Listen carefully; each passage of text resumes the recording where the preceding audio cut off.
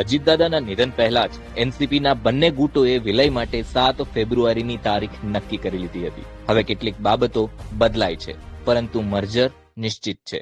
28 जनवरी को महाराष्ट्र के उप मुख्यमंत्री और एनसीपी अध्यक्ष अजित पवार के निधन के बाद से महाराष्ट्र की राजनीति में 2 सवाल लगातार उठ रहे हैं।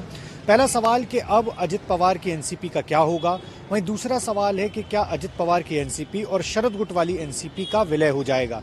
इन्हीं सवालों के जवाब जानने के लिए हमने दोनों एनसीपी में मौजूद हमारे सोर्सेज से बात की।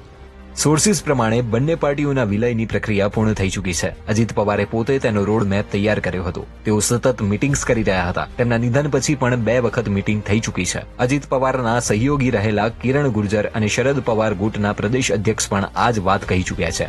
9 ફેબ્રુઆરીએ જિલ્લા પરિષદ ચૂંટણીના પરિણામો આવ્યા પછી બંને ગુટોના વિલયની જાહેરાત થઈ શકે છે. શરદ પવાર અને બીજેપી હાઈકમાન્ડ રાજી છે. એનસીપી મહાયુતિનો ભાગ રહેશે. एनडीए शरद गुटना 8 सांसदों साथ મળશે. अजित पवार की पत्नी पास पार्टी की कमान રહેશે. शरद पवार वाली एनसीपी में जो हमारे सोर्स हैं उनका दावा है कि